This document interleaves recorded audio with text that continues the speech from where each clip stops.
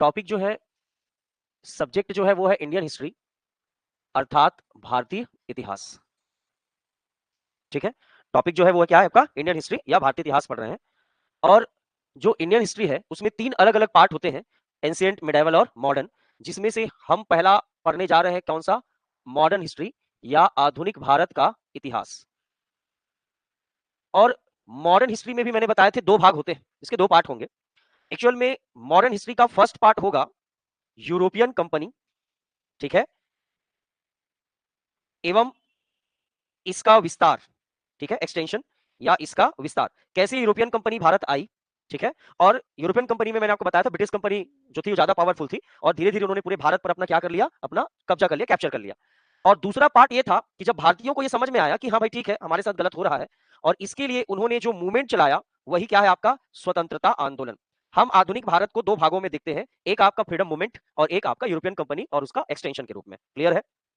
जिसमें से प्रथम जो भाग है, इसके अलावा हम इस भाग को कवर कर रहे हैं। पहला क्या पढ़ रहे हैं, नेशनल मूवमेंट, क्यों, क्योंकि वो छत्तीसगढ़ से थोड़ा रिलेटेड है, ठीक है। तो हम नेशनल मूवमेंट को कवर कर रहे हैं।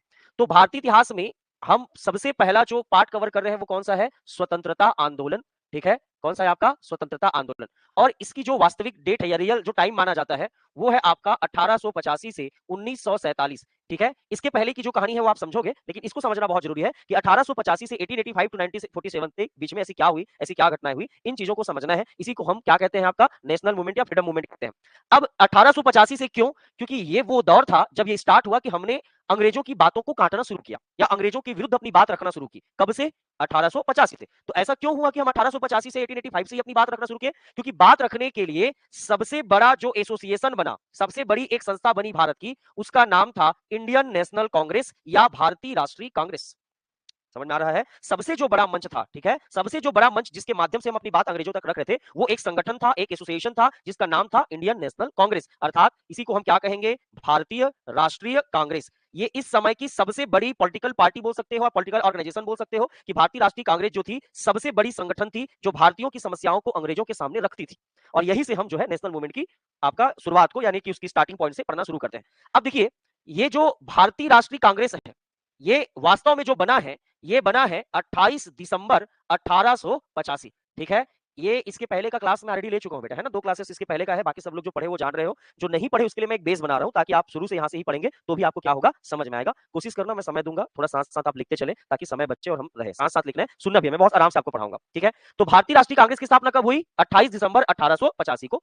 और इन लोगों ने कहा कि हम हर साल, साल भर में जो गतिविधियां होगी, साल भर में जो बातें होगी, उसको अंग्रेजों के सामने किस तरीके से रखनी है, किन बातों को रखना है और किन बातों को नहीं रखना है, ये पहले हम आपस में डिसाइड करेंगे। और इसीलिए इनका क्या होता था, सेशन होता था। क्या होता था, सेशन, अर्थात आपका अधिवेशन। अधिवेशन का मतलब है कि जब किसी कार्य के लिए आप कोई मीटिंग साल में हर साल एक परंपरा जैसे बना लोगे तो उसे क्या कहा जाता है, अधिवेशन कहा जाता है। और साल में दिसंबर महीने में कांग्रेस के जितने भी मेंबर्स थे वो सब बैठते थे और चर्चा करते थे कि क्या बातें रखनी है। तो साल में जो एक बार होता था उसे कहा जाता है ईयरली सेशन या आपका वार्षिक अधिवेशन। साल में जब एक बार मिलते थे दिसंबर महीने में जितने भी मेंबर्स थे इंडियन नेशनल कांग्रेस के, उसे क्या कहा गया है, वार्षिक अधिवेशन। लेकिन कई बार ऐसी परिस्थितियां आती थी, कई बार ऐसा दौर आता था जब हमें कुछ इमरजेंसी या कुछ ऐसे सिचुएशन जो तुरंत निर्णय लेना होता था, और ऐसे समय में जो सेशन हम बुलाते थे उसे स्पेशल सेशन या विशेष अधिवेशन कहा गया है।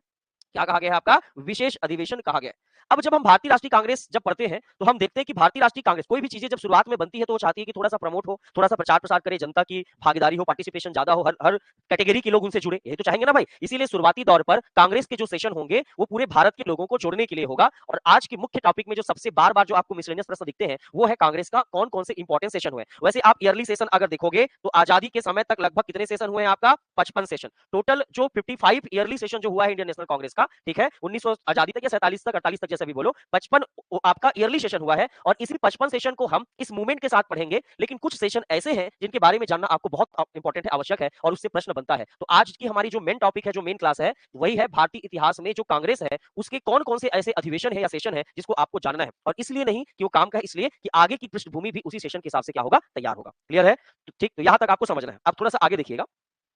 भारतीय राष्ट्रीय कांग्रेस बनी तो मैंने क्या कहा कि इनका सबसे पहला उद्देश्य है कि इनका सभी दिशाओं में क्या करना है, प्रचार प्रसार करना है, सभी लोगों को भारतीय राष्ट्रीय कांग्रेस से क्या करना है, जोड़ना है। और हर साल ईयरली सेशन होगा, ठीक है ना, हर साल ईयरली सेशन होगा। तो देखो 85 में बना है तो सबसे पहला 85 में सेशन होगा, फिर आपका 86 में सेशन होगा, फिर आपका 87 में सेशन होगा, फिर आपका 88 में सेशन होगा, फिर आपका 89 में सेशन होगा, फिर आपका 90 में सेशन होगा, फिर आपका 91 में सेशन होगा और फिर आपका 92 में सेशन। मतलब हर साल सेशन होगा।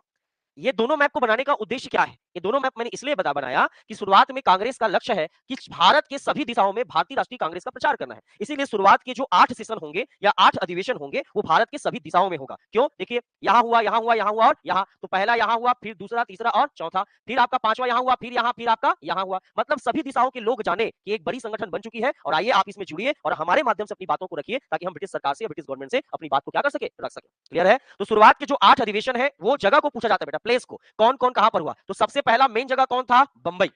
कौन था? बंबई। उसके बाद हाईलाइट कौन था आपका? कलकत्ता। कौन था आपका? कलकत्ता। उसके बाद कौन था? मद्रास। कौन था आपका? मद्रास। उसके बाद कौन था आपका? इलाहाबाद। तो शुरू के 4 अधिवेशन कहां कहां पर हुए हैं? तो ये पहला सेशन है, ये दूसरा सेशन है, ये तीसरा सेशन है और ये चौथा सेशन है। चारों मेन जो सिटी है, चार मेन जो डायरेक्शन देख लो आप, चारों दिशाओं के 4 प्रमुख शहरों पे जहां बड़े बड़े दिग्गज नेता थे वहां पर भारतीय राष्ट्रीय कांग्रेस की स्थापना हुई या अधिवेशन हुआ। लेकिन एक बार में प्रभाव पड़ेगा क्या? नहीं भाई, यहाँ के लोग भी क्या सोचे, एक बार आ गए, मतलब ऐसे दिखा दिए, दोबारा आएंगे कि नहीं आएंगे। तो इसलिए फिर से रिपीट किए। तो ये आपका कौन सा सेशन हो गया? 5वां, ये हो गया 6वां, ये हो गया 7वां और ये हो गया 8वां। जो 89 का सेशन था फिर से कहां हुआ? बंबई में। ठीक। जो 90 का सेशन था वो कहां हुआ? फिर से आपका कलकत्ता में। ठीक है।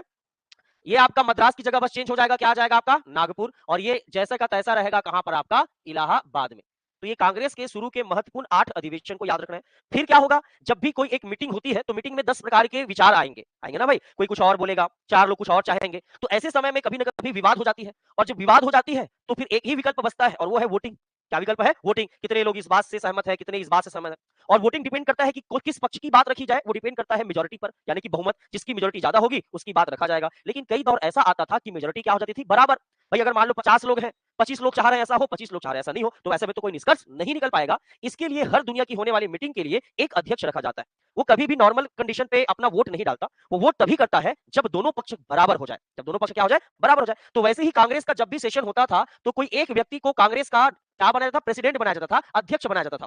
साल भर के लिए वो अध्यक्ष रहता था। फिर साल भर एक सेशन होकर फिर एक नया अध्यक्ष क्या करते थे? चुन लेते थे कि भाई साल के लिए अध्यक्ष होगा, फिर वो साल भर कांग्रेस का अध्यक्ष बना रहेगा। तो वैसे ही कांग्रेस के प्रथम जो सेशन था उसका अध्यक्ष कौन था? डब्ल्यू.सी. बनर्जी। कौन थे आपका? डब्ल्यू.सी. बनर्जी। कई बार एग्जाम में पूछा गया, व्योमेश चंद्र बनर्जी। डब्ल्यू.सी. बनर्जी कांग्रेस के प्रथम क्या थे आपका? अध्यक्ष बने थे। ठीक है, साल भर बने। फिर साल भर के बाद कौन आया आपका? दादा भाई नौरोजी। कांग्रेस के दूसरे अधिवेशन के अध्यक्ष कौन थे आपका? दादा भाई नौरोजी। फिर उसके बाद कौन आया आपका? बदरुद्दीन तैयब। कौन आया आपका? बदरुद्दीन तैयब। बदरुद्दीन तैयब जो है वो कांग्रेस के क्या बने आपका? तीसरे नंबर के क्या बने? अध्यक्ष बने। क्लियर है? और उसके बाद कौन आया आपका? George Yule. कौन आया आपका? George Yule. ये एक यूरोपियन थे, एक अंग्रेज थे। ठीक है, जिनको कांग्रेस का क्या बनाया गया? अध्यक्ष बनाया। यहां भी इनका मोटिव साफ साफ दिख रहा है कि किसी एक व्यक्ति विशेष का या किसी विशेष धर्म का कांग्रेस नहीं है। सभी लोग देखो, ये हिंदू है, ये पारसी है, ये कौन है? मुस्लिम है, ये कौन है? यूरोपियन है, अंग्रेज है। मतलब सभी लोगों को क्या मिल रही है? प्रायोरिटी मिल रही है। यहां पर आप देखोगे तो फिर से कौन आ जाएगा? अंग्रेज। कौन आ जाएगा? बैडनबर्न। अंग्रेज बैडनबर्न क्या बने थे? अध्यक्ष बने थे। यहां पर फिर से कौन आ जाएगा आपका? ठीक है, आपका फिरोज शाह मेहता। ठीक, फिरोज शाह मेहता। फिरोज शाह मेहता। ठीक, यहां पर नागपुर में कौन आ जाएंगे? आनंद चार्लू।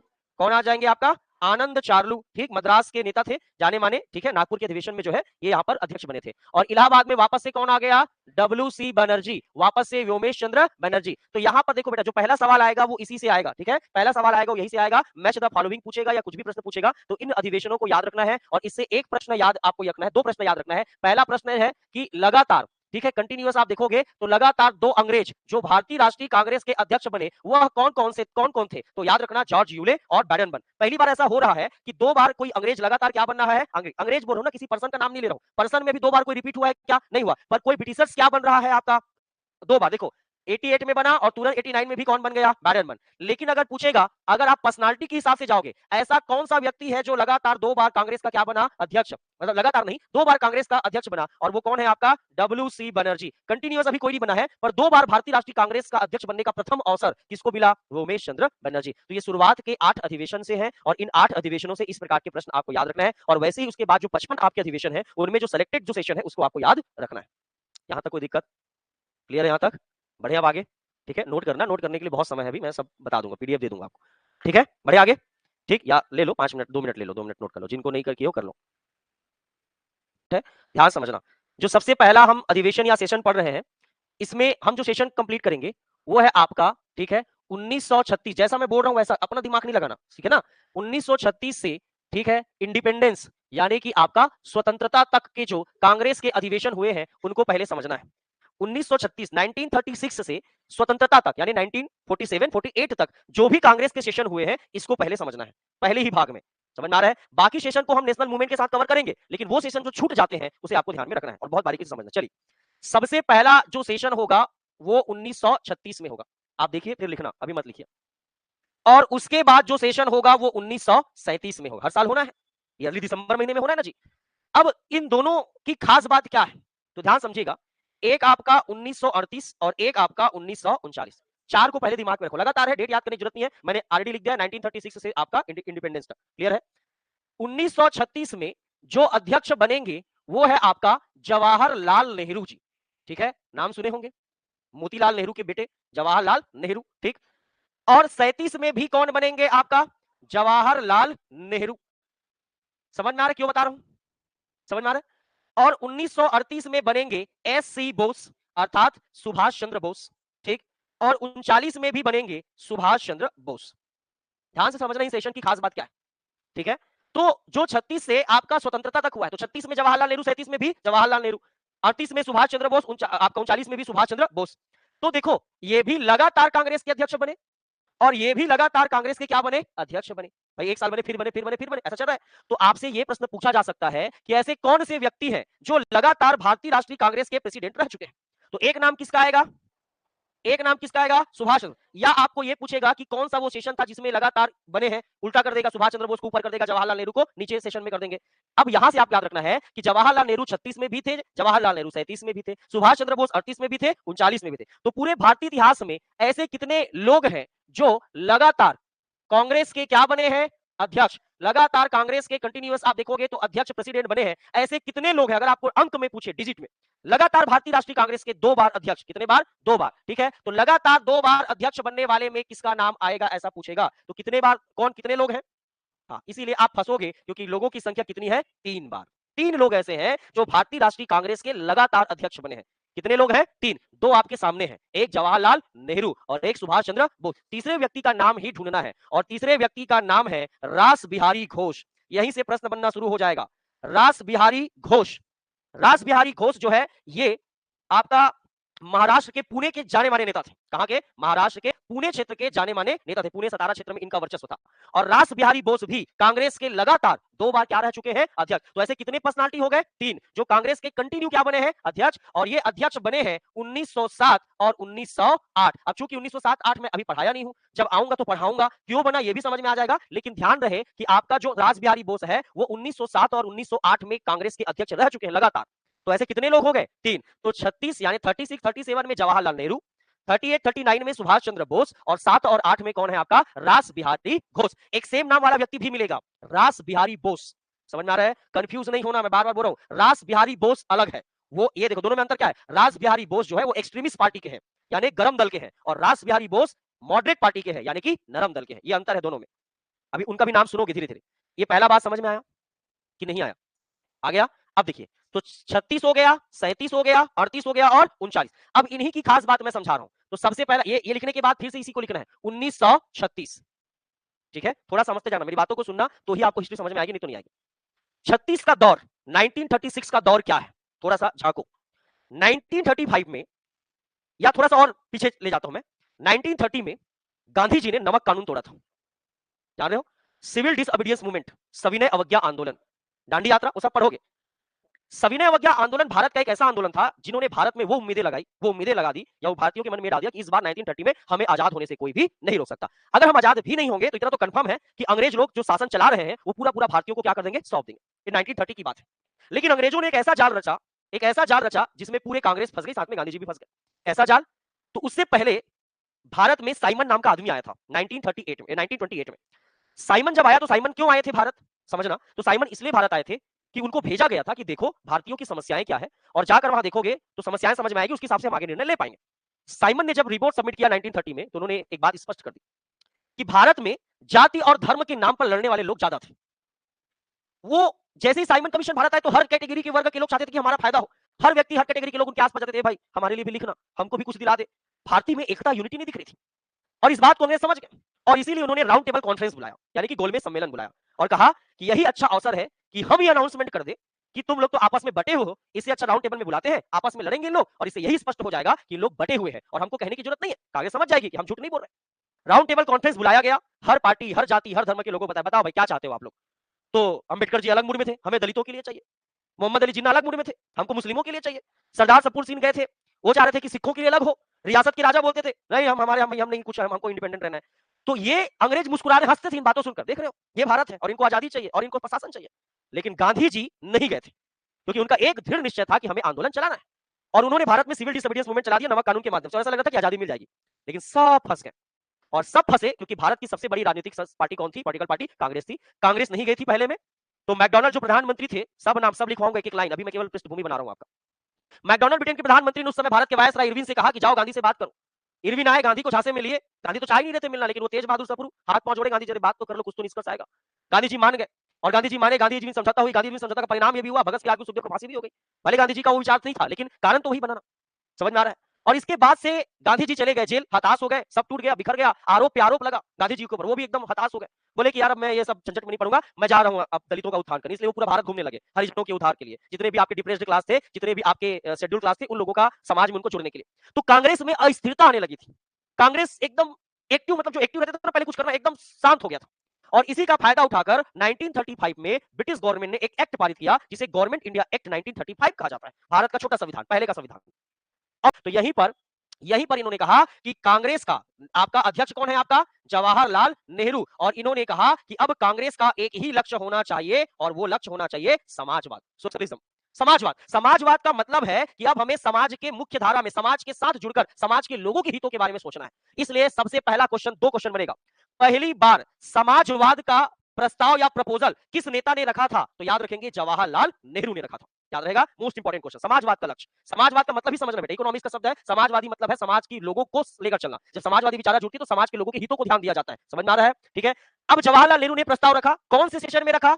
36 में। और 36 में जो ये आपका सेशन हुआ है, ठीक है, ये हुआ था आपका लखनऊ में। कहां पर हुआ था? लखनऊ, उत्तर प्रदेश के लखनऊ में ये सेशन हुआ था। जवाहरलाल नेहरू को अध्यक्ष बनाया, उन्होंने विचार रखा समाजवाद का। तो समाजवाद का लक्ष्य कब रखा गया था? 38 में। लेकिन याद रखेंगे, इसे जो है स्वीकार, एक्सेप्ट नहीं किया गया था, स्वीकार नहीं किया गया। मेजोरिटी सहमत नहीं थी कि नहीं, अभी हम अपने लक्ष्य को ऐसे मूवमेंट पर हटा नहीं सकते, स्वतंत्रता ही हमारा परम क्या है? लक्ष्य है, समाजवाद नहीं। हम आजाद हो जाएंगे तभी तो भारतीयों के लिए कुछ कर पाएंगे ना। अभी अगर समाजवाद का लक्ष्य रखोगे भी तो तुमको क्या ब्रिटिश गवर्नमेंट करने देगी? नहीं करने देगी। लक्ष्य से ना भटको। ये इस पहले अधिवेशन का क्या है? महत्वपूर्ण बात है, याद रहेगा। फिर देखो, दूसरा अधिवेशन आपका कौन सा है? आपका 37 में आपका, ठीक है। और ये हुआ है आपका दूसरा, याद रखना 1937। और याद रखना ये कौन सा अधिवेशन है आपका? फैजपुर।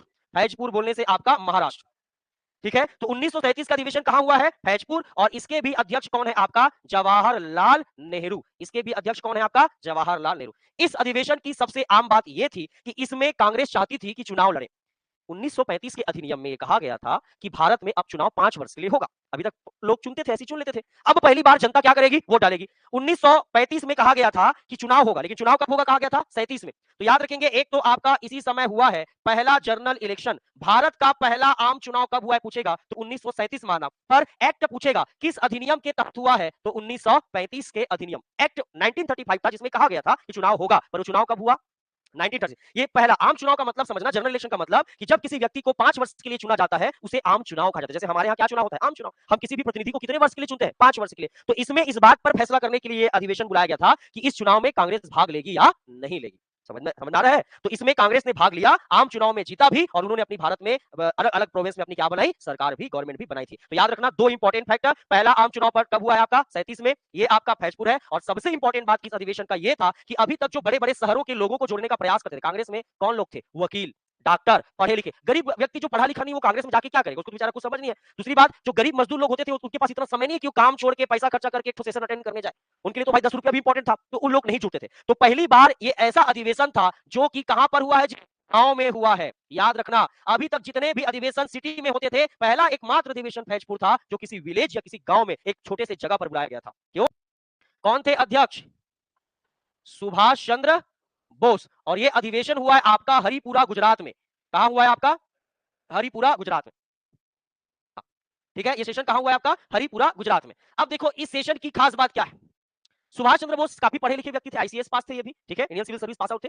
इनके विचारधारा भी थोड़ा अलग टाइप का था, और जब ये अध्यक्ष बने तो इन्होंने नेहरू जी की बातों को थोड़ा ध्यान दिया। इन्होंने कहा कि ठीक है समाजवाद नहीं है, पर हम उन योजनाओं को तो बना सकते हैं ना जिससे जनता का क्या हो, फायदा हो। तो इन्होंने विचारधारा रखा कि हमें योजनाओं की कुछ ऐसी योजनाएं लाना चाहिए, या कुछ ऐसी योजनाओं पर बात करना चाहिए जिससे कि आपके ग्रामीण क्षेत्र के लोगों का या पिछड़े लोगों का कल्याण हो सके। और इसीलिए इसी अधिवेशन में, हाँ ठीक, कोई बात नहीं, आजादी की लड़ाई है, लड़ते रहेंगे, ठीक है, राष्ट्रीय योजना समिति का गठन किया गया था। आपसे डायरेक्ट क्वेश्चन पूछेगा कि नेशनल प्लानिंग कमिटी, ठीक है, नेशनल प्लानिंग कमिटी या एनपीसी का गठन कौन से अधिवेशन में और किसके नेतृत्व में, लीडरशिप में किया गया था? तो क्या लगाओगे? सुभाष चंद्र बोस। योजनाओं के माध्यम से लोगों के हितों की रक्षा करने के लिए एक समिति बनाई गई थी जिसे राष्ट्रीय योजना समिति, इसी को आगे चलकर योजना आयोग कहा गया, और इसी को आज वर्तमान में आप नीति आयोग के नाम से जानते हैं। यही है नीति आयोग। समझ में आ रहा है? यही धीरे धीरे नाम क्या होगा? चेंज होगा, ठीक है। और लेकिन अब सवाल यह है कि इसके अध्यक्ष, भाई समिति का भी तो कोई ना कोई अध्यक्ष होगा ना, तो समिति का अध्यक्ष किसे बनाया गया था? तो याद रखेंगे जवाहरलाल नेहरू को, क्योंकि समाजवाद की ओर झुकाव किसका था? जवाहरलाल नेहरू। तो याद रखना अधिवेशन के अध्यक्ष भले ही सुभाष चंद्र बोस है, पर राष्ट्रीय योजना समिति या नेशनल प्लानिंग समिति के अध्यक्ष कौन थे? जवाहरलाल नेहरू। दोनों अलग अलग क्वेश्चन है, याद रहेगा ये खास बात। और इसका दूसरा खास बात इस अधिवेशन का यही है कि इसमें सुभाष चंद्र बोस ने एक सुझाव दिया था। क्या सुझाव दिया था? कि इन्होंने कहा हिंदी भाषा के लिए, कौन सी भाषा के लिए? हिंदी भाषा के लिए देवनागरी स्क्रिप्ट, ठीक है, देवनागरी लिपि के स्थान पर, लिपि के स्थान पर, ठीक है, रोमन स्क्रिप्ट या रोमन लिपि का प्रयोग किया जाए, ऐसा सुझाव किसने दिया? देखो दो प्रकार से सवाल बनेगा जी। हिंदी भाषा के लिए अभी कौन सी लिपि प्रयोग होती है? देवनागरी, ठीक है, तो यहां पर देवनागरी लिपि के लिए स्थान पर रोमन लिपि का सुझाव किसने दिया? सुभाष चंद्र बोस ने। और किस सेशन में या किस अधिवेशन में दिया गया था पूछेगा, तो याद रखना 1938 के हरिपुरा अधिवेशन, याद रहेगा, ठीक। उसके बाद देखो 1939, क्या है आपका? 1939। ये जो आपका अध्यक्ष इसमें भी कौन रहेगा? सुभाष चंद्र बोस। कौन है आपका? सुभाष चंद्र बोस। और ये अधिवेशन कहां हुआ है आपका? ठीक है, तो कहां हुआ है आपका? त्रिपुरी, मध्य प्रदेश, ठीक है। ये 1939 का अधिवेशन है, और ये सबसे खतरनाक दौर था। क्या खतरनाक दौर था? देखिए सुभाष चंद्र बोस और महात्मा गांधी दोनों का जमता नहीं था। सुभाष चंद्र बोस के विचारों से महात्मा गांधी सहमत नहीं थे, और सुभाष चंद्र बोस एक नया युवा व्यक्ति थे, भाई युवा सोच है, वो चाहते थे कि चीजों में बदलाव हो, स्वतंत्रता की बातों में बदलाव हो। और इसी कारण से सुभाष चंद्र बोस और महात्मा गांधी के बीच जो है विचारों का क्या होने लगा? मतभेद होने लगा। और इसीलिए गांधी जी नहीं चाहते थे कि कांग्रेस का अगला अध्यक्ष कौन बने? सुभाष चंद्र बोस बने। गांधी जी नहीं चाहते थे।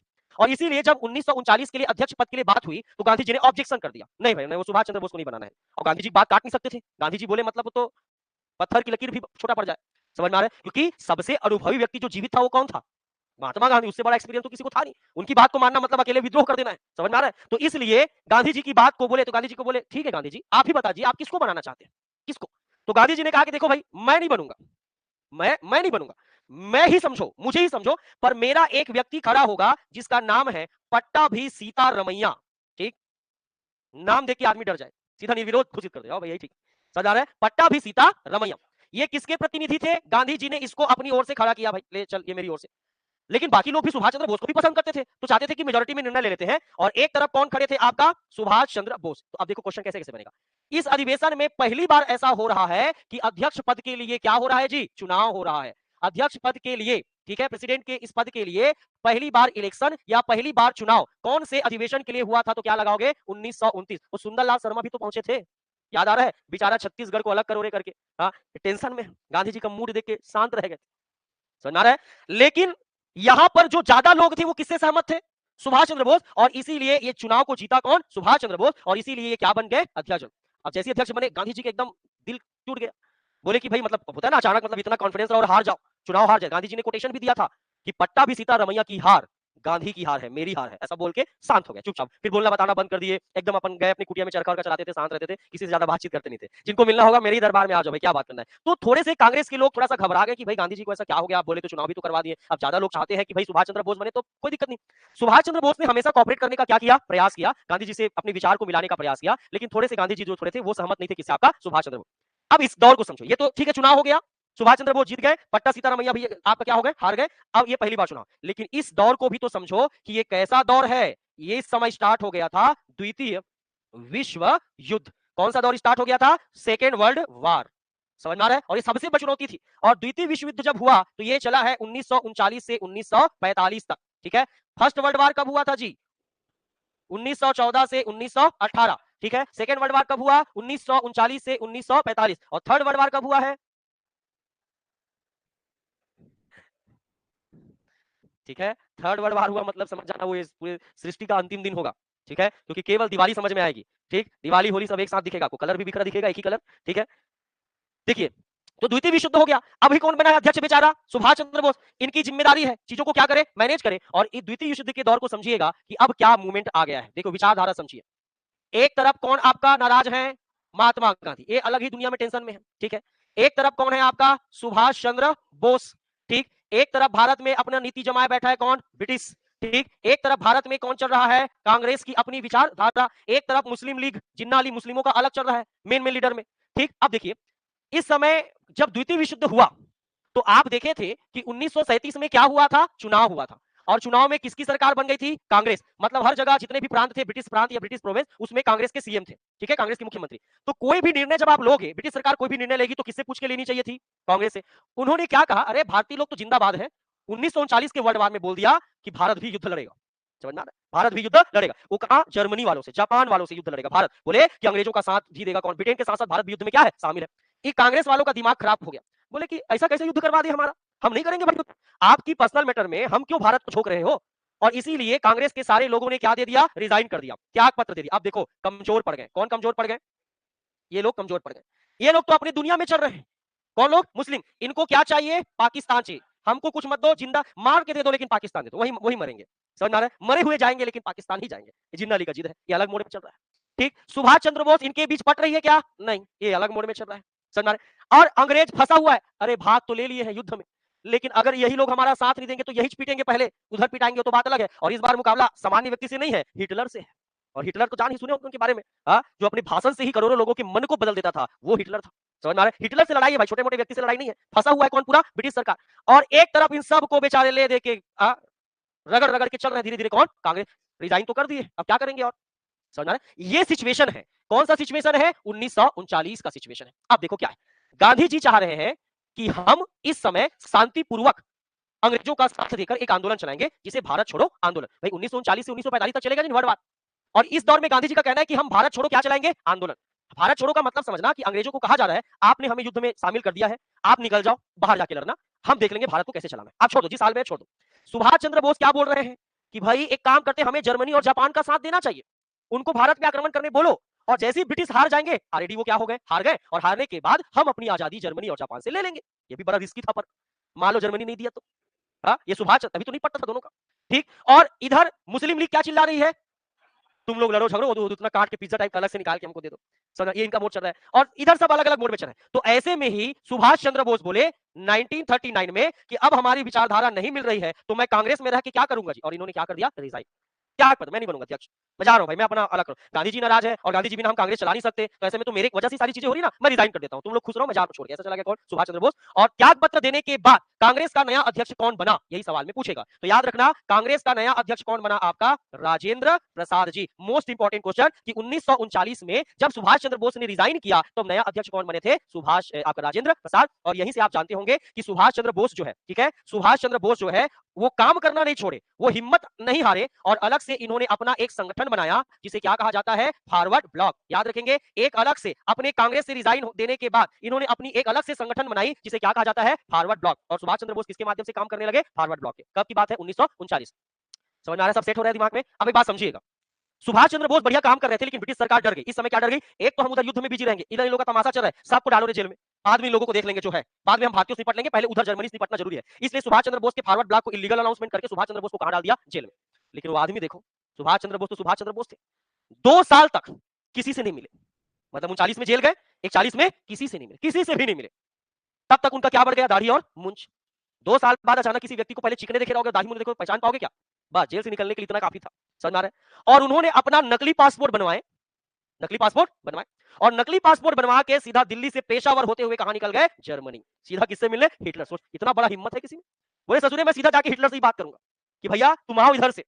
हाँ, गांधी जी तो अपना अलग मोड में है, लेकिन ये मान नहीं रहे सुभाष चंद्र बोस। ये चले गए हिटलर से मिलने, और हिटलर से मिलने गए और हिटलर को इस बात के लिए राजी कर लिया कि आप भारत में क्या करो? आक्रमण, हम आपके साथ हैं। सुभाष चंद्र बोस वाला मूवी आया था, देखे थे ना?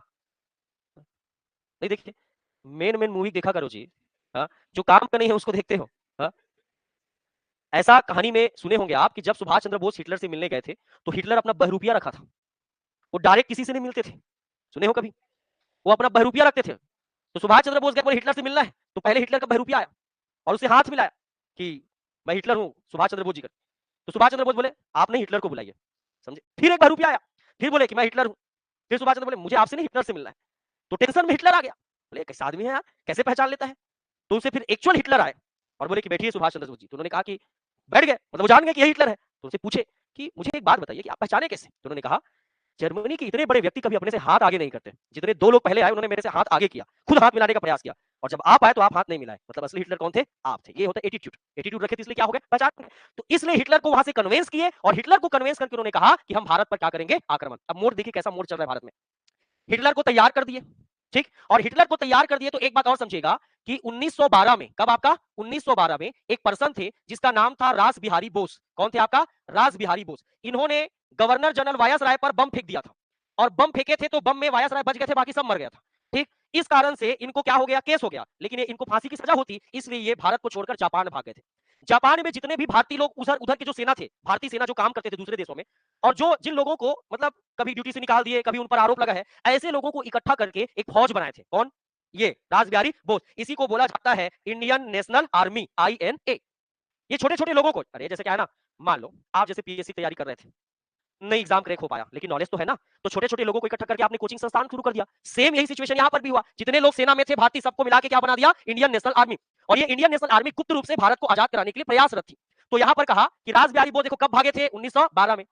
अभी टाइम क्या चल रहा है? ये बूढ़े हो गए, अरे बूढ़े हुए ना, ये चाह रहे थे कि INA की जिम्मेदारी कोई ऐसे नेता को दी जाए जो युवा हो और सही मायने में चला सके, और यही अवसर था कि उधर जाके कौन मिल गए थे? सुभाष चंद्र बोस। किससे मिल बैठे? रास बिहारी बोस। और इसी INA का कमान किसको सौंप दिया गया?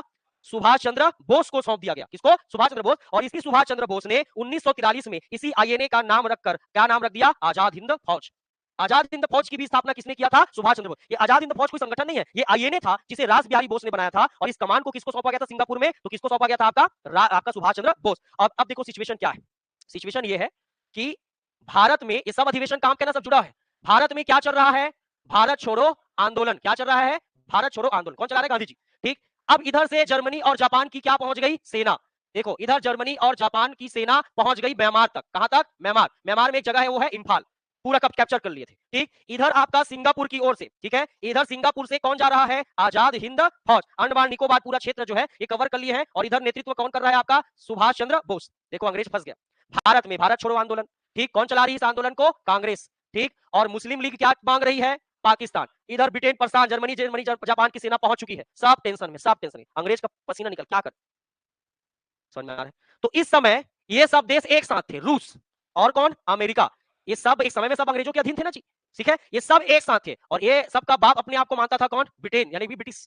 ये सबको कंट्रोल किया। अब फंस गए तो अमेरिका, सबसे पहले कोई आदमी डरता था किसको फोन लगाता है? अमेरिका, क्योंकि सारे तकलीफों का निदान किसके पास रहता है? अमेरिका। फोन लगाया, भाई सेना पहुंच गई है, अगर मैं युद्ध हारा तो तू भी हारेगा क्योंकि तू मेरा गुलाम है। समझना भाई ना भाई, अरे भाई ये ब्रिटेन का गुलाम है ना जी, अगर ये ब्रिटेन जर्मनी जापान का गुलाम हुआ तो अमेरिका ऑलरेडी किसका गुलाम हो जाएगा? देख लो भाई, इज्जत बचा लो। तो बोले अब क्या बचाऊं, तुम फंसा दियो इतना, भारत वाले तुम्हारे साथ दे नहीं रहे हैं, ये बाजू में पहुंच गए हैं म्यांमार, अराकान पार होने वाले हैं, बस ये पहुंचने वाले हैं। इधर कौन चल रहा है? आजाद हिंद फौज। नहीं बच पाएंगे भाई, बोले सरेंडर। ऐसा सिचुएशन था। तो बोले कि कुछ तो हो, और रसिया तो ऐसी भी है, रसिया अमेरिका से करो ना, वो ज्यादा थोड़ा करेगा। अब कोई भी उपाय नहीं था, तो बोले कि देखो मैं कर तो दूंगा, लेकिन इसके बाद जो होगा वो मैं नहीं जानता। बोले कैसे? जो मेरे पास ब्रह्मास्त्र है वो केवल 2 है। कितने हैं? 2। अगर वो 2 में अगर सफल नहीं हो पाए तो फिर समझो कहानी क्या हो जाएगी? खत्म। तो ब्रिटेन बोले 2 है, ये मैं भी नहीं सुना हूं, समझ, ये तू और मैं जानते हैं, दुनिया थोड़ी जानती कि तुम्हारे पास 2 ही अस्त्र है। ये बात भी सही है, तो हम ये डराएंगे कि ऐसे भी और ब्रह्मास्त्र है। तो बोले अब फंस गए थे, तो एक ठोक मारे नागासाकी हिरोशिमा में बम। कौन? आपका अमेरिका। न्यूक्लियर बम उस समय का सबसे कोई सोच नहीं पाया था कि अमेरिका ने कब न्यूक्लियर बम बना लिया था, तो ब्रिटेन को धोख देता बाद में, वो तो यूज हो गया। हाँ, बना के किस लिए रखा था भगवान जाने।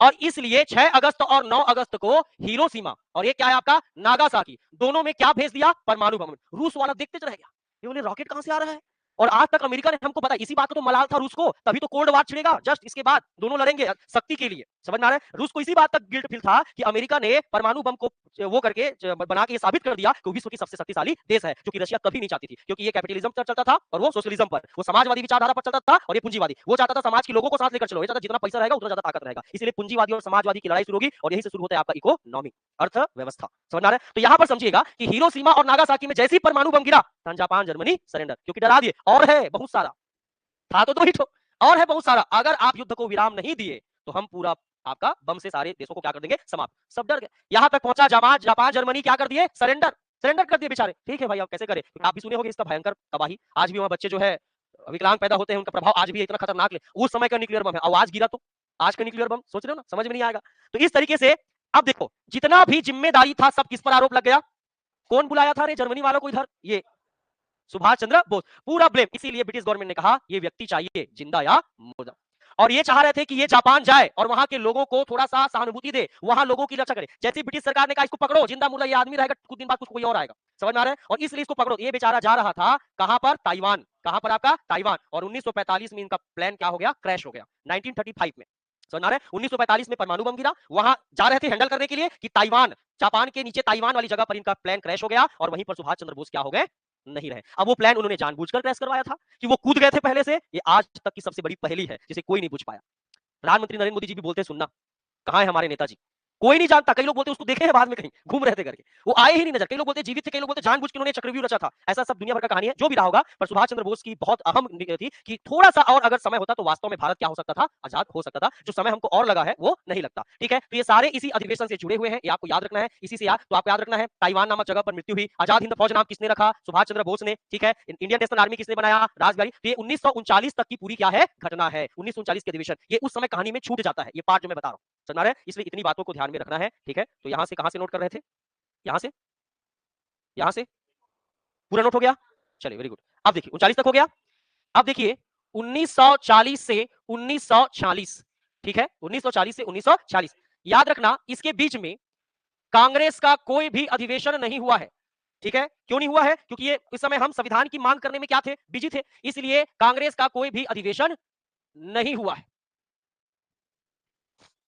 ठीक है। और एक व्यक्ति जो अभी अध्यक्ष तो रहेगा ना, और जो अध्यक्ष बना रहा वो है आपका अबुल कलाम आजाद, कांग्रेस के इसके बीच 40 से 46 के बीच में कांग्रेस के अध्यक्ष बने रहे, क्योंकि 45 तक देखो ना जी, 39 से 45 तक तो वर्ल्ड वार चल रहा है ना, इस वर्ल्ड वार में आदमी अधिवेशन चल रहे चाय पानी पीते करके थोड़ी बुलाएगा, इतना टेंशन में कांग्रेस, तो कोई अधिवेशन नहीं होगा, तो कोई अधिवेशन नहीं होगा तो कौन बना अध्यक्ष, अबुल कलाम आजाद। अब देखो यहां से कितने प्रश्न बनेंगे, कांग्रेस के सबसे यंग प्रेसिडेंट, सबसे युवा अध्यक्ष कौन थे, तो कांग्रेस के सबसे युवा अध्यक्ष कौन थे, अबुल कलाम आजाद, ये पहला प्रश्न, अभी हाल ही में यूजीसी नेट का प्रश्न था, ये सबसे कांग्रेस का युवा अध्यक्ष आया था, पूछा था क्वेश्चन में, ठीक है। दूसरा याद रखना, सबसे लंबे समय तक कांग्रेस के अध्यक्ष कौन बने थे, तो कौन थे आपका, अबुल कलाम, देखो मुस्लिम है पर कांग्रेस को सपोर्ट कर रहे हैं, ये मुस्लिम जिन्ना अली को पसंद नहीं करते थे, देखो ना जी 40 से 40 के बीच में कौन बना है, बहुत ज्यादा समय तक कांग्रेस के क्या बने रहे, प्रेसिडेंट। और याद रखना जो सबसे ज्यादा बार एग्जाम में पूछा जाता है वो है इनकी मैगजीन, यानी इनकी पत्रिका बार बार एग्जाम में आता है और उनका नाम है अल हिलाल, क्या नाम है आपका, अल हिलाल। अल हिलाल किसकी पत्रिका है, तो याद रखेंगे अबुल कलाम आजाद की पत्रिका है अल हिलाल,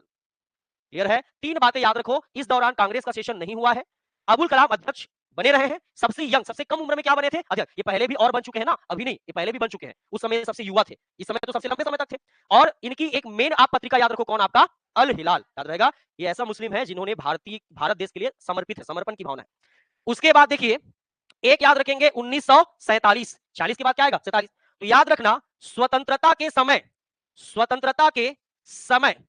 कांग्रेस का अध्यक्ष, स्वतंत्रता के समय कांग्रेस का अध्यक्ष कौन था, या 1947 में, तो याद रखेंगे जेबी कृपलानी, कौन थे आपका, जेबी कृपलानी थे, याद रहेगा। और जेबी कृपलानी जो अध्यक्ष बने थे कहां के बने थे, मेरठ, कहां पर यह सेशन हुआ था, मेरठ। और ये भी याद रखेंगे जो जेबी कृपलानी थे, ठीक है, जेबी कृपलानी इन्होंने बनाया था प्रजा सोशलिस्ट पार्टी, क्या बनाए थे, प्रजा सोशलिस्ट पार्टी। तो प्रजा सोशलिस्ट पार्टी की स्थापना जो है वो किसने किया था, तो याद रखेंगे जेबी कृपलानी, कब बनाए थे, तो 1952 में। और ठाकुर प्यारेलाल छत्तीसगढ़ की सीट जाग जुड़ जाएंगे, और 2 साल बाद तक उनकी मृत्यु होगी 1954 में, वो आजादी सब इधर आजाद हो छत्तीसगढ़, फिर वो कहां जुड़ेंगे, प्रजा सोशलिस्ट पार्टी में, जो कि किसने बनाया था, जेबी कृपलानी। तो इसलिए ये भी क्वेश्चन पूछता है कि प्रजा सोशलिस्ट पार्टी के छत्तीसगढ़ के कौन से नेता सदस्य के रूप में चुने गए थे, तो ठाकुर प्यारे लाल, ये सब छत्तीसगढ़ के इतिहास में आप पढ़ोगे।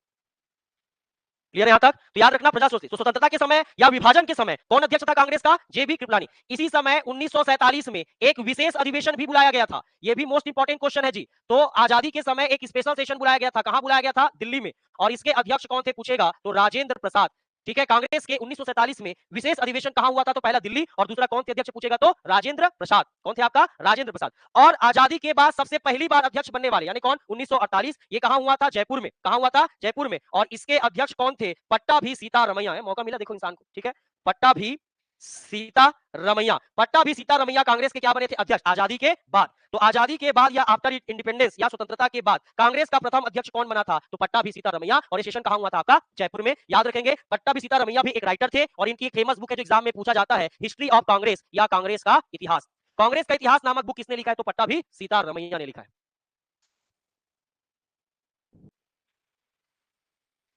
कांग्रेस के अधिवेशन से रिलेटेड या संबंधित वुमेन या महिलाएं।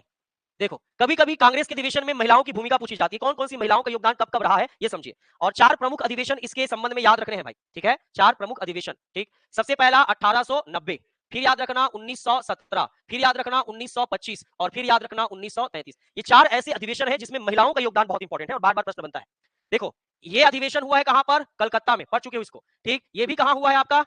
कलकत्ता में। ये आपका हुआ है कानपुर में, सब काका वाला है। और ये भी कहां हुआ है आपका? कलकत्ता। तो जगह को ज्यादा रटने की जरूरत नहीं है, समझ में आ रहा है? ठीक, ये जो कलकत्ता में हुआ है तो हर एक कांग्रेस का क्या होगा? अध्यक्ष होगा ना। तो इसके अभी बताया था फिरोज शाह मेहता। इसके कौन थे आपका? फिरोज शाह मेहता। इस वाले अधिवेशन के थे एनी बसेंट। कौन थे आपका? Any Besant. इस वाले अधिवेशन थे सरोजनी नायडू। कौन थे आपका? सरोजनी नायडू। ठीक है, और इस वाले अधिवेशन के थे नलिनी सेन गुप्ता। कौन थे आपके? नलिनी सेन गुप्ता।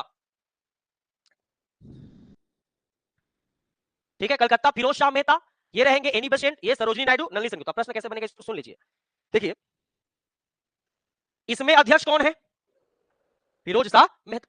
इसमें पहली बार बताया था इसको भी, पहली बार भाषण या कांग्रेस के अधिवेशन में पहली बार भाषण या स्पीच देने वाली महिला, ठीक है, कौन थी? तो याद रखेंगे आपका कादम्बिनी गोंगली। कौन थी आपका? कादम्बिनी गोंगली। याद रखना कोई ऐसा अधिवेशन जिसमें पहली बार कोई महिला आके सामने भाषण दे रही है लोगों के सामने, पहली महिला कौन थी? कादम्बिनी गोंगली। और याद रखेंगे ये भारत की प्रथम ग्रेजुएट महिला है, भारत की फर्स्ट ग्रेजुएट वुमेन या प्रथम स्नातक पास महिला। ठीक है, भारत की प्रथम स्नातक पास महिला कौन थी जी? कादम्बिनी गोंगली, जिन्होंने आपका 1890 के कलकत्ता सेशन में आकर स्पीच दिए। क्लियर है ना? मतलब हिम्मत होना चाहिए ना। अरे उस समय का महिला लोगों को सोचो ना जी, 1890 में महिलाओं की स्थिति को सोचो। आज भी एक यहाँ बोल नहीं पाओगे, बुलाऊंगा तो। हाँ, 2024 की महिला, उस समय 1890 की महिला, है ना जी, अंतर तो है। सोचो कितना बड़ा हिम्मत है अपने आप में, कितना बड़ी बात है, कितने पढ़े लिखे लोग, वकील, डॉक्टर, बड़े बड़े डिग्री आईसीएस पास करने वाले लोगों के सामने अपनी बात को रखना।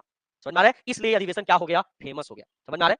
अब ये कौन है? Any Besant. ये कहां से आई थी? भारत, आयरलैंड। ठीक है, आयरिश वुमेन थी। कहां की महिला थी? आयरलैंड। लेकिन उस समय परिस्थिति ऐसी थी कि सब एक दूसरे से बिखरे हुए थे, इसलिए अध्यक्ष किसको बना दिया गया? Any Besant. तो याद रखेंगे कांग्रेस की प्रथम महिला अध्यक्ष, कांग्रेस की first women president of Indian national Congress, Congress की प्रथम महिला अध्यक्ष कौन थी ऐसा पूछेगा तो क्या लगाओगे? Any Besant. कांग्रेस की प्रथम महिला, ऐसी महिला यहां पर अध्यक्ष बनी थी क्या? नहीं, केवल स्पीच दी थी। यहां पर पहली बार खुद क्या बन रही है? अध्यक्ष। तो कांग्रेस की प्रथम महिला अध्यक्ष कौन थी? Any Besant. लेकिन ये भारतीय थी क्या? भारत की थी क्या? नहीं। कहां की थी? आयरलैंड। ये देखो ये कहां की है? भारत की। इसीलिए प्रथम भारतीय महिला अध्यक्ष, प्रथम भारतीय महिला अध्यक्ष, ठीक है, first Indian women president of Indian national Congress, प्रथम भारतीय महिला अध्यक्ष कौन है? सरोजनी नायडू। और ये आपके यूपी के प्रथम राज्यपाल भी बने थे। ठीक है, आजादी के बाद यूपी के प्रथम राज्यपाल के पद पर थे कौन? सरोजनी नायडू, गवर्नर बन गए। महिलाओं की उपलब्धि जी, कांग्रेस लिखने को आता है पीएससी वालों मेंस में, कांग्रेस या स्वतंत्रता की लड़ाई में महिलाओं की विशेष भूमिका बताइए, कुछ तो जान के लिख के आओगे। ठीक है, अभी तो बाकी पढ़ना है, बहुत सारे लोगों को पढ़ना है। और ये कौन है? नलिनी सेन गुप्ता। इनको ध्यान रखना है कि ये भारत में पैदा हुई है, भारतीय मूल की, लेकिन रहती कहां है? फॉरेन में। विदेशी महिला अध्यक्ष, भारतीय मूल का, भारतीय मूल की विदेशी महिला, भारत में जन्म हुआ है, विदेश में रहती थी, जब ये आई तो इनको सम्मान पूर्वक कांग्रेस का क्या बनाया गया था? अध्यक्ष। ठीक है, नलिनी सेन गुप्ता। सब प्रश्न है एग्जाम में। ये चार अधिवेशन किससे संबंधित है? महिलाओं से।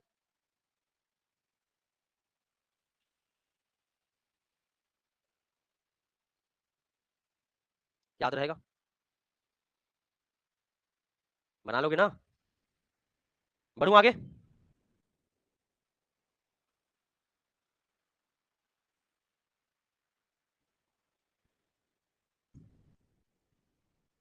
बढ़ूं इधर पीछे वालों, बढ़ूं कि नहीं जी?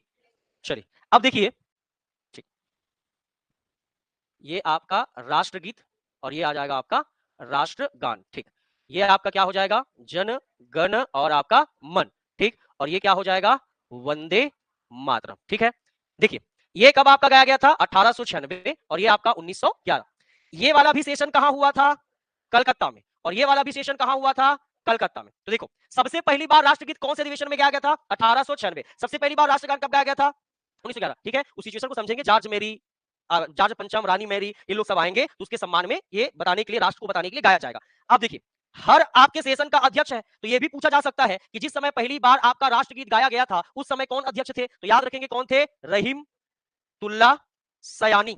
कौन थे आपका, रहीम तुल्ला सयानी। रहीम तुल्ला सयानी कांग्रेस के अध्यक्ष थे जिस समय पहली बार जो है आपका वंदे मातरम गाया गया था। और यहां पर कौन थे आपका, विशन दास, विशन नारायण दास बोलते हैं पूरा, तो क्या याद रखोगे, विशन दास, याद रहेगा। ठीक, अब देखो जिन्होंने गाया, तो दोनों में कौन गाए थे, रविंद्रनाथ टैगोर। इनको भी कौन गाए थे पहली बार, रविंद्रनाथ टैगोर, और इनको भी पहली बार कौन गाए थे, रविंद्रनाथ टैगोर। गाने वाले पहले व्यक्ति कौन थे आपका, रविंद्रनाथ टैगोर, याद रहेगा। ठीक, अभी देखो ये जो राष्ट्रगीत या वंदे मातरम की अवधारणा आई है वो कहां से आई है, तो एक आपके व्यक्ति है जिसका नाम है बंकिम चट्टोपाध्याय या चटर्जी। ठीक है, बंकिम चट्टोपाध्याय या चटर्जी, और इनका एक नोवेल है, इनका एक उपन्यास है, और इस उपन्यास का नाम क्या है आपका, आनंद मठ। क्या है आपका, आनंद मठ। और इसी आनंद मठ से पहली बार किसको लिया गया है, वंदे मातरम। वंदे मातरम का पहली बार उल्लेख कहां मिलता है, तो बंकिम चटर्जी, अरे तभी तो बंकिम चटर्जी लिखा रहता है ना, बुक के पीछे लिखा रहता था, देखे होगे सीजी बोर्ड की बुक के पीछे, समझ में आ रहा है, वंदे मातरम में बंकिम चटर्जी चट्टोपाध्याय लिखा रहता था।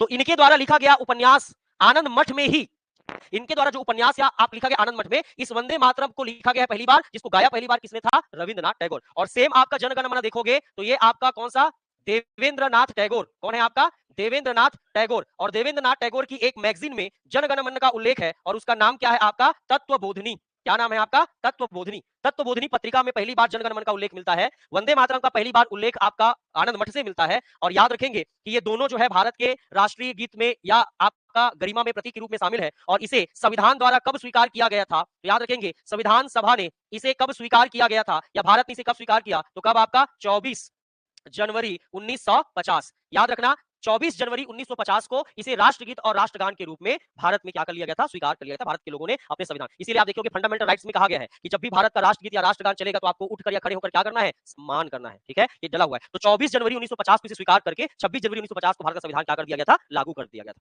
याद रहेगा। ठीक, और याद रहेंगे कि ये जो वंदे मातरम है और ये आपका राष्ट्रगान, तो इसके लिए जो स्टैंडर्ड टाइम है, समय, तो वंदे मातरम के लिए कितना समय है, 65 सेकंड का।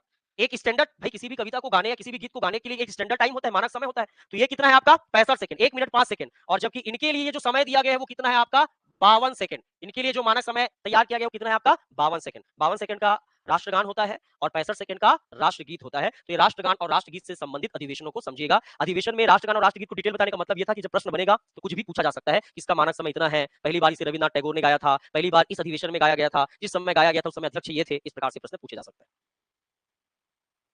मिसलिनियस अर्थात आपका विविध।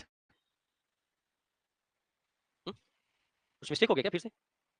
ठीक है, चलिए देखिए विविध में सबसे पहला, ठीक, लिखते चलना है, कांग्रेस का प्रथम अधिवेशन में भाग नहीं लिए थे, बहुत प्रमुख नेता थे लेकिन भाग नहीं लिए थे। कौन थे, सुरेंद्रनाथ बनर्जी, क्योंकि इन्होंने कांग्रेस को बनाने में अहम भूमिका निभाई थी और खुद भाग नहीं लिए थे फर्स्ट अधिवेशन में। तो कौन थे आपका, सुरेंद्रनाथ बनर्जी। एक्सट्रीमिस्ट पार्टी या गरम दल के नेता जो कभी कांग्रेस के अध्यक्ष नहीं बन पाए। गरम दल के ऐसे कौन से नेता जो कभी कांग्रेस के अध्यक्ष बनने का बहुत प्रयास किए लेकिन नहीं बन पाए, तो गरम दल के नेता में कौन थे आपका, लाला लाजपत राय, ये कौन थे, गरम दल के नेता थे। और कौन थे, बाल गंगाधर तिलक, ठीक है। और कौन थे, विपिन चंद्र पाल, लाल बाल पाल बोलते थे जी, ठीक है, विपिन चंद्र पाल। और एक और दिग्गज नेता थे जिसका नाम है अरविंद घोष। फेमस में, ऐसे तो बहुत सारे थे लेकिन फेमस में 4 थे। तो अब इनमें से ऐसा कौन सा नेता है जो चाहते थे कि कांग्रेस का अध्यक्ष तो बने लेकिन कभी बन नहीं पाए, और वो कौन थे आपका, बाल गंगाधर तिलक। इनके बारे में 2-3 बातें यही पर समझो। जन्म हुआ है 1856 में। कब जन्म हुआ है, 1856 में। इनकी जो मृत्यु हुई है वो हुई है 1920 में। इनकी मृत्यु कभी कब हुई आपका 1920 में, कांग्रेस बना है 85 में, इस दौर में कभी अध्यक्ष नहीं बन पाए। ये ऐसा भी पूछेगा अंतिम अधिवेशन, ठीक है, जिसमें ये भाग लिए थे, तो याद रखेंगे 1919 के अधिवेशन में, जो कि कहां हुआ था आपका अमृतसर में, ठीक है। वो घटना देखेंगे, जलियांवाला बाग वाला भी सब होगा ना जी, है ना, तो ये सब देखेंगे बाद में। अभी बस इतना जानना कि बाल गंगाधर तिलक का ऐसा कौन सा अधिवेशन था जिसमें वो अंतिम बार भाग लिए थे, तो अंतिम बार भाग लिए थे कौन सा अधिवेशन है, अमृतसर में, याद रहेगा, ठीक है। इसलिए बुलाया गया था क्योंकि 19 में जलियांवाला बाग कांड हुआ था, ठीक है, इसलिए वहां पर सेशन हुआ था। और ये भी याद रखेंगे, इनका एक नारा है, कौन सा नारा, स्वराज मेरा जन्म सिद्ध अधिकार है, ठीक है, आगे आप जान ही रहे, ठीक है। ये नारा इन्होंने किस अधिवेशन में कहा था, दिया था, तो याद रखेंगे 1915 के अधिवेशन में, ठीक है। स्वराज मेरा जन्म सिद्ध अधिकार है, ये कहने के लिए कौन से अधिवेशन में इन्होंने ये नारा दोहराया था, तो याद रखेंगे कौन से अधिवेशन में, 1915 में। 1915 में इन्होंने कहा था स्वराज मेरा जन्म सिद्ध अधिकार है और इसे मैं लेकर रहूंगा, लगभग 15, और ये बात इन्होंने 1916 में भी कही थी, ठीक है, बंबई लखनऊ दोनों में, ठीक है, तो दोनों याद रखना 15-16, क्योंकि इस समय ये होम रूल आंदोलन चलाएंगे एनी बेसेंट के साथ मिलकर, तो और ये आपका होम रूल जो आंदोलन है, इसका मुख्य लक्ष्य था स्वराज, समझ में आ रहा है, इसलिए क्या कहेंगे, स्वराज मेरा जन्म सिद्ध अधिकार है और इसे मैं लेकर रहूंगा का नारा ये 15-16 में दिए हैं, ये याद रखना अधिवेशन के हिसाब से। जन्म 1856 में, मृत्यु 20 में, इनके बारे में पूरा डिटेल पढ़ाऊंगा मैं जब क्रांतिकारी आंदोलन पढ़ाऊंगा कि किस आधार पर राजद्रोह का आरोप लगा, चापेकर बंधु वाला कहानी सुने होगे 1897 वाला, ठीक है, इस तरीके से सारी चीजों को आप समझेंगे, ठीक है। उसके बाद देखिए, एकमात्र अधिवेशन जिसमें गरम दल के नेता अध्यक्ष बने थे, एकमात्र अधिवेशन जिसमें कोई गरम दल का बना था, और यह था 1920 का अधिवेशन, पर याद रखेंगे ये वार्षिक अधिवेशन नहीं था, ये क्या था, विशेष अधिवेशन था, क्या था आपका, विशेष अधिवेशन, और इसके अध्यक्ष बने थे लाला लाजपत राय। गरम दल का एकमात्र नेता जो कभी अध्यक्ष बन पाए वो लाला लाजपत राय ही थे, पर ये भी बने तो किसके, विशेष अधिवेशन, क्योंकि गांधी जी 1920 में नॉन कॉपरेशन मूवमेंट स्टार्ट करेंगे और इसलिए अचानक मीटिंग बुलाएंगे, इसलिए अचानक जो मीटिंग होगा कलकत्ता में, उसका अध्यक्ष कौन बनेगा आपका, ठीक है, ये कलकत्ता में हुआ है, और कौन बना है आपका, लाला लाजपत राय। जो कभी बन ही नहीं सके वो तिलक है, जो एक बार बने वो लाला लाजपत राय। अब लाला लाजपत राय इसलिए बनेंगे ना क्योंकि तिलक जी तो 20 में चले गए हैं, नहीं तो उन्हीं को बना रहे थे, क्योंकि उनका मन था पहले से। जुड़ेगी जी, पूरी कहानी जुड़ेगी, ये सब जानते रहोगे तो जोड़ पाओगे जब मैं पढ़ाऊंगा, नहीं तो फिर सब हवाम चलता, अच्छा क्या हुआ था, कैसे हुआ था, पहले अधिवेशन को समझो, फिर कहानी अपने आप समझ में आ जाएगी, ठीक है। बढ़े आगे, चलिए अगला है एकमात्र अधिवेशन जो गांव में आयोजित ऑर्गेनाइज किया गया था। अभी बताया था 1937 का कौन था आपका, फैजपुर महाराष्ट्र, कौन थे इसके अध्यक्ष, जवाहरलाल नेहरू, ठीक, ये भी याद रखना पूछाता है। एकमात्र अधिवेशन जिसके अध्यक्ष गांधी जी थे, ठीक है, जिसके अध्यक्ष कौन थे आपका, गांधी जी बने थे, एक बार बने हैं बस, 1924, कौन सा अधिवेशन, बेलगांव कर्नाटक, कहां बने हैं आपका, बेलगांव कर्नाटक। उस समय कांग्रेस दो भाग में फिर से बंटने वाला, गांधी जी टेंशन में जेल से आए, बोले हटो रे, मेरे को अध्यक्ष बनना, तुम लोग नहीं संभाल पा रहे हो, एक बार बने थे बस, वो भी कहां, बेलगांव में। तो कभी कभी कंफ्यूजन होता है, एकमात्र अधिवेशन जो गांव में हुआ था, सब बेलगांव मार के आते हैं, फैजपुर है, फैजपुर गांव वाला, फैजपुर, बेलगांव शहर है, जैसे राजनांदगांव गांव थोड़ी है भाई, शहर है ना, तो ये याद रखना। तो एकमात्र अधिवेशन जो कहां हुआ था, जिसके अध्यक्ष कौन थे, महात्मा गांधी। आजादी के बाद कांग्रेस को समाप्त करने का विचार किसका था, गांधी जी का। कांग्रेस को समाप्त करने का विचार किसने रखा था कि आजादी के बाद जो है, ठीक है, एम गांधी या महात्मा गांधी, ठीक है। गांधी जी ने कहा था कि कांग्रेस का जो उद्देश्य था देश को आजाद कराना वो पूरा हो गया, और इसके बाद अब कांग्रेस को क्या कर देना चाहिए, समाप्त कर देना चाहिए, नहीं तो राजनीतिक मुद्दों में आपसी मनमुटाव होता रहेगा, जिस उद्देश्य के लिए हमने कांग्रेस बनाया था वो उद्देश्य क्या हो चुका है, पूरा हो चुका है, तो ये भी याद रखना, ठीक है। भारतीय राष्ट्रीय कांग्रेस के पिता, भारतीय राष्ट्रीय कांग्रेस के पिता कौन है जी, ए ओ ह्यूम, और इन्हें ये कब कहा गया था, तो 1912, कहां पर, बांकीपुर पटना, कहां था आपका, बांकीपुर पटना में, इस अधिवेशन में इन्हें पिता का दर्जा दिया गया था कांग्रेस का, और अध्यक्ष कौन थे, तो याद रखना रंगनाथ मुधोलकर, कौन थे आपका, रंगनाथ मुधोलकर थे, वो इस अधिवेशन के अध्यक्ष थे, जिसमें पहली बार भारतीय राष्ट्रीय कांग्रेस के पिता के रूप में किसको संबोधित किया गया था, ए ओ ह्यूम, क्योंकि आप जानते हैं कि भारतीय राष्ट्रीय कांग्रेस को बनाने में ए ओ ह्यूम की महत्वपूर्ण भूमिका थी, क्लियर है, याद रहेगा, ठीक। उसके बाद देखिए, कांग्रेस ने पहली बार फंडामेंटल राइट्स, ठीक है, पहली बार मौलिक अधिकार, ठीक है, पहली बार मौलिक अधिकार के लिए रिजोल्यूशन या प्रस्ताव लाया था कांग्रेस के किस अधिवेशन में, तो याद रखेंगे 1931 के अधिवेशन में, कहां पर हुआ था, कराची, कहां पर हुआ था, कराची, और इसके अध्यक्ष कौन थे, सरदार वल्लभ भाई पटेल, ये इनके पहली बार कांग्रेस ने मौलिक अधिकारों की मांग हेतु, ठीक है, पहली बार कांग्रेस ने मौलिक अधिकारों की मांग हेतु कब रिजोल्यूशन या प्रस्ताव लाया था? तो 1921 के कराची अधिवेशन में, जिसके अध्यक्ष कौन थे? सरदार वल्लभ भाई पटेल। ठीक। रियासतों के लिए नीति, पहली बार प्रिंसली स्टेट या रियासतों के लिए कांग्रेस ने नीति कौन से अधिवेशन में पहली बार बनाई? तो 1920 के नागपुर अधिवेशन में। ठीक है, क्यों? क्योंकि गांधी जी इस समय असहयोग आंदोलन चला रहे थे और उनका यह था कि हम आजादी प्राप्त करेंगे तो रियासतों के लिए ये फार्मूला हम लागू करेंगे। इसीलिए प्रिंसली स्टेट या रियासतों के लिए नीति किस अधिवेशन में पहली बार बनाया गया था कांग्रेस ने? 1920 के आपका नागपुर अधिवेशन में। और इस नागपुर अधिवेशन के अध्यक्ष कौन थे? वीर राघवाचारी। कौन थे आपका? वीर राघवाचारी। ठीक है, याद रखना। फिर याद रखना, कांग्रेस का संविधान, अपना कॉन्स्टिट्यूशन, कांग्रेस का अपना एक नियम होता था, पुनः लिखा गया। फिर से कांग्रेस का संविधान कब लिखा गया? जब गांधी जी कांग्रेस में आए। मतलब कब? 1919 में। और ये जिम्मेदारी किसको दिया गया था? महात्मा गांधी। तो याद रखना, कांग्रेस का संविधान फिर से कब लिखा गया था? 1919 में। और इसकी रिस्पॉन्सिबिलिटी किसको दी गई थी? महात्मा गांधी। और महात्मा गांधी ने किन 2 सदस्यों को चुना था, ऐसा पूछेगा तो याद रखना, एक बाल गंगाधर तिलक। कौन थे आपका? बाल गंगाधर तिलक। और एक थे आपका CR दास अर्थात चितरंजन दास। ठीक है, याद रहेगा, चितरंजन दास। दोनों लोगों को चुना गया था, पर याद रखेंगे किसी कारण से ये दोनों शामिल नहीं हो पाए। अब देखो, कई प्रकार का प्रश्न बनेगा। चुना किसे गया था? क्या शामिल हो पाए? क्या शामिल नहीं हुए? और इन दोनों की जगह 2 अलग-अलग लोग थे। एक का नाम था आपका केलकर और दूसरे का नाम था आपका प्रोफेसर सेन। कौन थे आपका? प्रोफेसर सेन। ये 2 लोग, बाल गंगाधर तिलक और चित्रा। चुनाव किसका-किसका हुआ था? कि ये दोनों मिलकर गांधी जी के साथ कांग्रेस का एक नया संविधान का मतलब होता है कि जिन नियमों और माध्यम से, जिन नियमों और कानूनों के माध्यम से कांग्रेस चलेगी, उसे कांग्रेस का क्या कहेंगे? संविधान।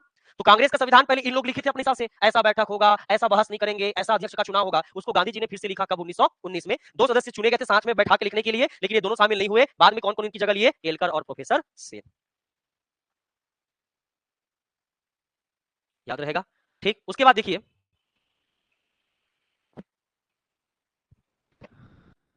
1915 का कांग्रेस का बंबई अधिवेशन,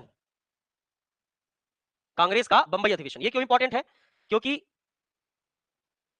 इसके अध्यक्ष थे सत्येंद्र नाथ सिन्हा। कौन थे इसके अध्यक्ष?